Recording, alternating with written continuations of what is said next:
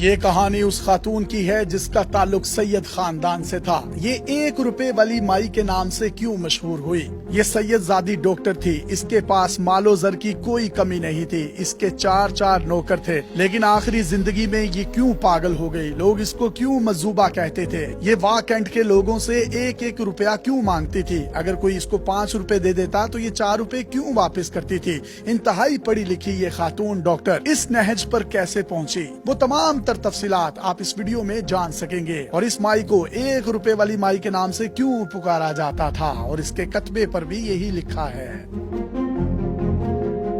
اس نے راولپنڈی کے انتہائی خوشحال گھرانے میں آنکھ کھولی۔ پورا گھرانہ اعلیٰ تعلیم یافتہ تھا، بیرون ملک کاروبار اور جائیدادیں تھی، گھر میں پیسے کی ریل پیل اور نوکروں کی لائنیں لگی ہوئی تھی۔ یہ پیدا ہوئی تو اس کے لیے 4 نوکرانیاں رکھی گئیں، وہ ایک اشارہ کرتی تو ہر چیز حاضر ہو جاتی، اس کی کوئی خواہش ادھوری نہیں رہتی تھی۔ یہ اس حوالے سے خوش نصیب تھی کہ اسے پیار کرنے والے والدین، خوشحال گھرانہ اور جان لٹانے والے بھائی ملے۔ اوپر سے قدرت نے اسے کمال کی ذہانت سے بھی نوازا تھا۔ اسکول میں گئی تو باقی بچوں سے کہیں اچھی کارکردگی نے اسے اساتذہ کی آنکھوں کا تارا بنا دیا۔ اسکول کے ہر فنکشن میں یہ سب سے آگے ہوتی۔ میٹرک کے بعد FSC میڈیکل میں داخلہ لیا اور امتیازی نمبروں سے امتحان پاس کیا۔ اس کے لیے پاکستان کے ہر میڈیکل کالج کے دروازے کھل چکے تھے۔ اس کے بھائی جرمنی میں سیٹل تھے، وہ تعلیم کے بعد جرمنی میں ہی اپنا کاروبار کر رہے تھے۔ بھائیوں نے اسے MBBS کے لیے جرمنی بلا لیا، وہاں بھی اس نے شاندار طریقے سے پڑھائی مکمل کی۔ 5 سالہ ڈگری ملنے کے بعد جرمنی میں ہی ہاؤس جاب شروع کر دی۔ اس کے بعد وہ جرمنی کے مختلف ہسپتالوں میں ڈیوٹی سر انجام دیتی رہی۔ پھر کچھ عرصے کے لیے لندن چلی گئی۔ جب اسے اپنے فن میں کمال حاصل ہو گیا تو اس نے پاکستان واپسی کا فیصلہ کیا۔ یہ اپنے ملک پاکستان اور پاکستانیوں کے لیے کچھ کرنا چاہتی تھی۔ پیسے کی اس کے پاس کمی نہیں تھی، بس اسے خدمت خلق کرنی تھی، اسی لیے پاکستان چلی آئی۔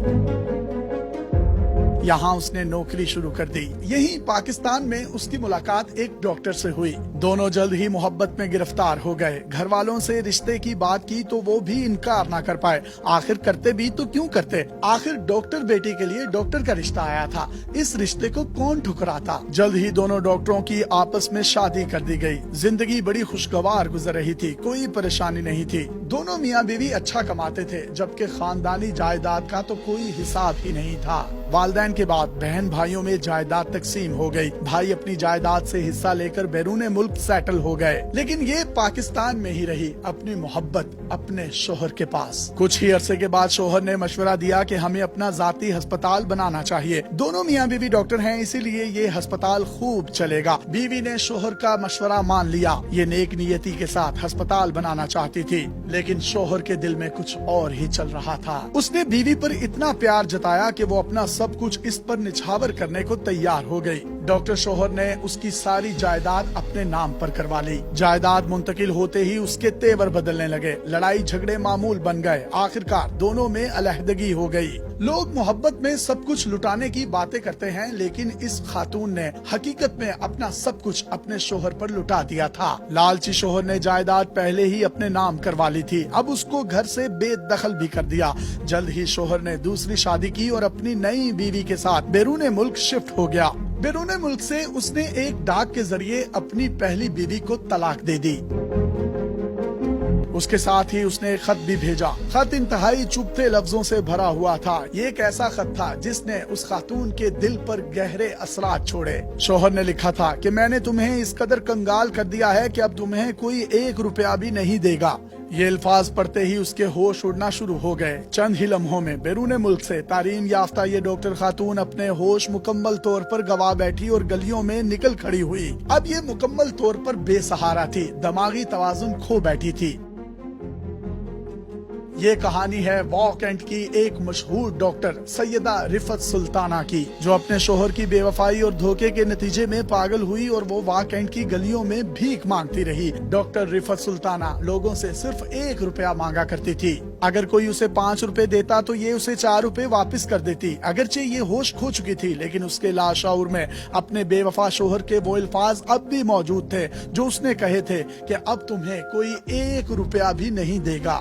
शायद यही वजह थी कि वो लोगों से सिर्फ 1 रुपया लेने का ही इसरार किया करती थी। उसने वाह कैंट की गलियों में 20 साल से ज्यादा अरसा यूं ही भीख मांगते हुए गुजारा। ये मुकामी लोगों में माई मजूबा के नाम से मशहूर हुई। बहुत से लोग इसे 1 रुपए वाली माई के नाम से भी जानते थे। आखिरकार 20 साल गलियों की खाक छानने के बाद इस आला तालीम याफ्ता फकीरनी का इंतकाल हुआ। इंतकाल की खबर पूरे वाह कैंट में जंगल में आग की तरह फैल गई। पूरा वाह कैंट सोग में डूब गया। इसके जनाजे में लोगों की बड़ी तादाद ने शिरकत की। पूरा शहर उसकी रुखसती का सोग मना रहा था। कहने वाले कहते हैं कि जिस दिन ये 1 रुपए वाली माई का इंतकाल हुआ, उस दिन ना तो वाह कैंट की कोई दुकान खुली, ना किसी खोखे का शटर उठाया गया और ना ही कोई स्कूल या तालीमी इदारा खुला। सब लोग माई मजूबा या 1 रुपए वाली माई के जाने का गम मनाने में इतना खो चुके थे कि कारोबारी जिंदगी उन्हें याद ही न रहे। अब